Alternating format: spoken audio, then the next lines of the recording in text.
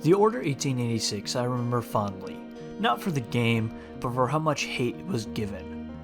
All the way back in 2015, I watched a review of The Order from Angry Joe Show, and as a young lad, I was impressionable and totally agreed with the man, even though I never owned a PS4 or played the game. Watching his video today, I do not agree with his statements, but that's why I love discussions and counterpoints. Looking back at reviews, you see IGN giving it a 6.5 out of 10, or Polygon a 5.5 out of 10, because they believe there was no substance other than the graphics. See, playing it now in 2022, I think the game delivered for what it was supposed to be, an immersive, story-driven cinematic experience, and I loved every second of it.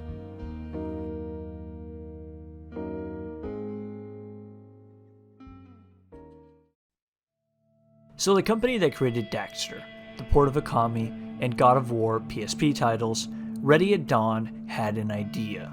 They thought, how about we mash an alternative 1886 steampunk London that follows Knights of the Round Table killing werewolves and vampires.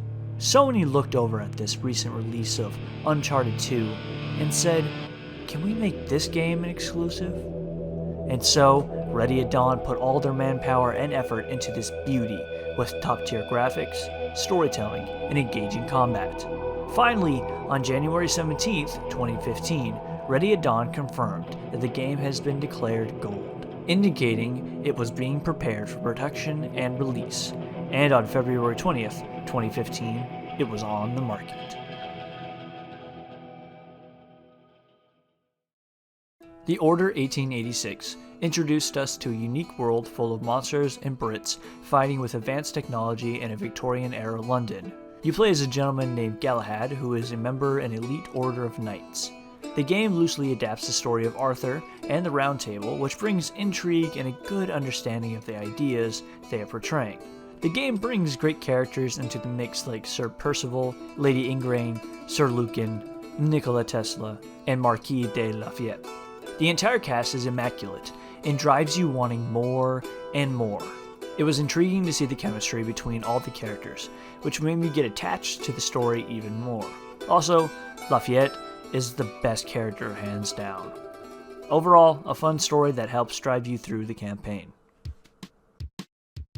Alright, the only gripes I have with this game is, well, you guessed it, the Lycans. Now the enemy variety isn't horrible.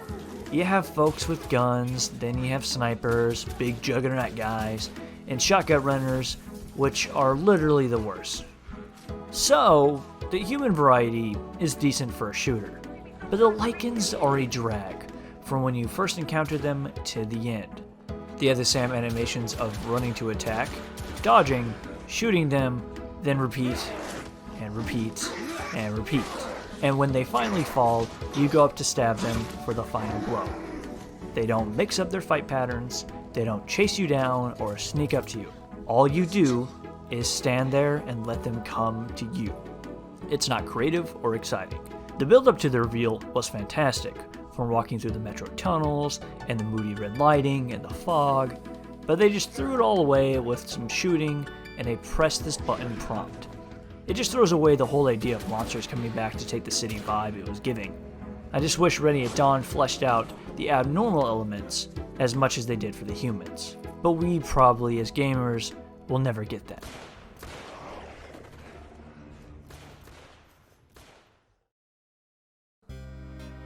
Have you ever played Gears of War, Last of Us, or Uncharted? Then you played The Order. But I think that's okay. All those games never evolved the genre of third-person shooters, though they are fetching to any player that grabs a controller. Running around shooting enemies or staying in cover evading bullets is a mainstay in third-person shooters, but defending yourself is number one in this genre. Now I love shooting in this game. The weaponry feels heavy and packs a punch. Now in this game, you'll murder folks with a shotgun that seriously is the best thing since sliced bread. How about we add some Greek gods in the mix with a Tesla coil charge rifle?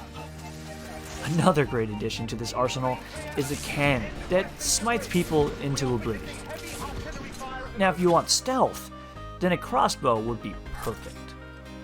No matter what gun you use, from a sniper or hand-to-hand, it will help killing Lycans and rebels alike. It was refreshing to play a game with engaging combat that made the weapons fit with the time and aesthetic.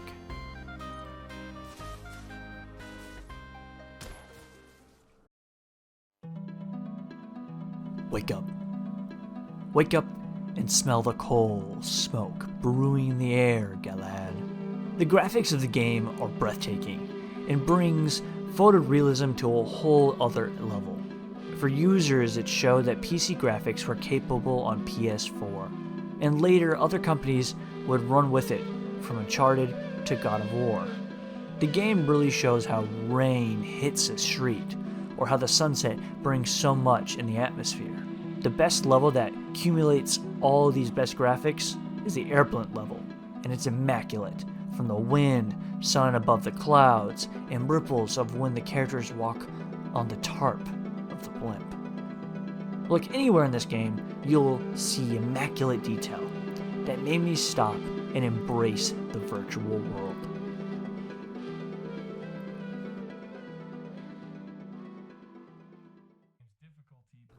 So how do I feel about this game?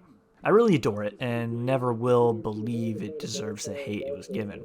The story is rich and set itself up for a few sequels if Ready at Dawn ever chooses to make something more than just VR games. It had some not-so-original combat encounters, but engaging weapons and environments that will hold up to time. The Order will be added to a long list of my favorite games, and I am thrilled to say that. I also know it will be in PlayStation's history forever.